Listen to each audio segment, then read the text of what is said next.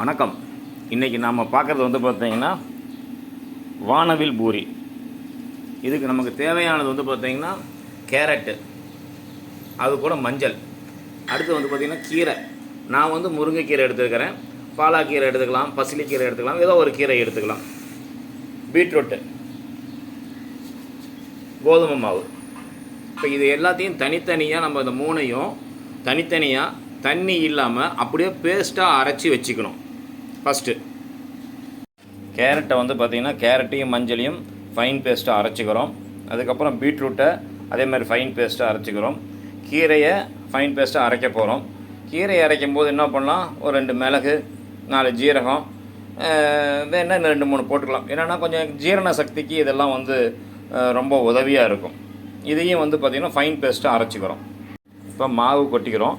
அந்த மாவுக்கு தேவையான அளவுக்கு உப்பு அதில் சேர்த்துறோம். உப்பை சேர்த்து என்ன பண்ணுறோம், இந்த கேரட்டை தனியாக பிசைஞ்சு வச்சுக்கணும், பீட்ரூட்டை தனியாக பிசைஞ்சு வச்சுக்கணும், கீரையை தனியாக பிசைஞ்சு வச்சுக்கிறோம். இந்த மாவில் வந்து தேவையான அளவுக்கு மாவை போட்டு பிசைஞ்சு தனித்தனி உருண்டையாக நம்ம உருட்டி வச்சுக்கிறோம்.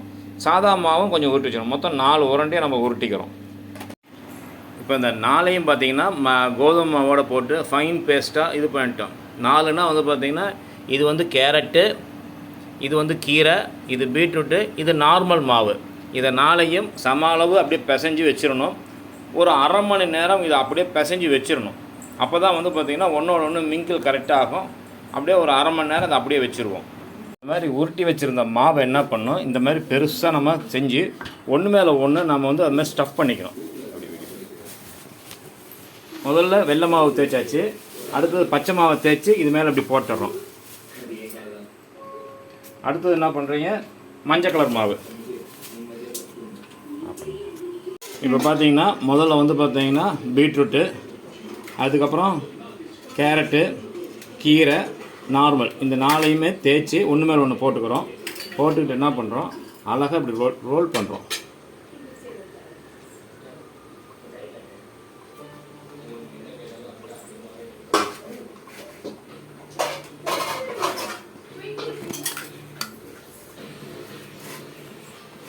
கட் பண்ணிக்கிறோம். ரோல் பண்ணிவிட்டு சின்ன சின்னதாக இப்படி கட் பண்ணிக்கிறோம்.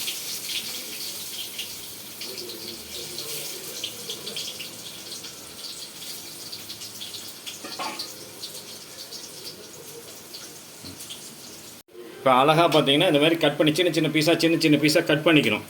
ஏன்னா அப்போ தான் வந்து பார்த்தீங்கன்னா பூரி போடும் பொழுது நமக்கு சரியாக வரும்.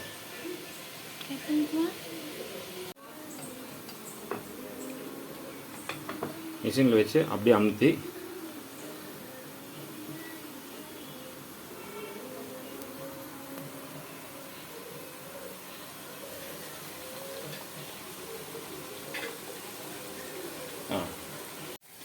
அழகாக அமுத்தி பொரிச்சு எடுத்துட்டோம் அப்படின்னா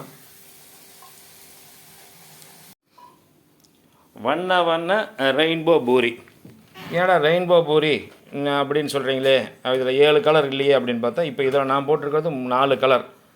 நம்ம அதுக்கு தகுந்த மாதிரி வீட்டில் தேவைக்கு தகுந்த மாதிரி இன்னும் ஒரு 2 கலர் சேர்த்து போட்டுக்கலாம். போட்டு 7 கலர் சாப்பிட்லாம். குழந்தைங்க, சாப்பிடாத குழந்தைங்களும் விரும்பி சாப்பிடும். இதுக்கு தொட்டுக்கிறதுக்கு கிரேவி, உங்களுக்கு பிடிச்ச கிரேவி செஞ்சுக்கலாம். வெஜ்ஜு வேணுன்னா வெஜ்ஜு செஞ்சுக்கலாம், நான்வெஜ் வேணுன்னா நான்வெஜ் செஞ்சுக்கலாம். சுவையான ஞாயிற்றுக்கிழமை எல்லா குழந்தைங்களுக்கும் வித்தியாசமான விட்டமின் நிறைய, ஏன்னா இதில் கேரட்டு, பீட்ரூட்டு இதெல்லாம் இருக்கனால விட்டமின் ஜாஸ்தி உள்ள ஒரு அருமையான பூரி ரெடி. பிடிச்சிருந்தால் லைக் பண்ணுங்கள், ஷேர் பண்ணுங்கள், கமெண்ட் பண்ணுங்கள். நன்றி.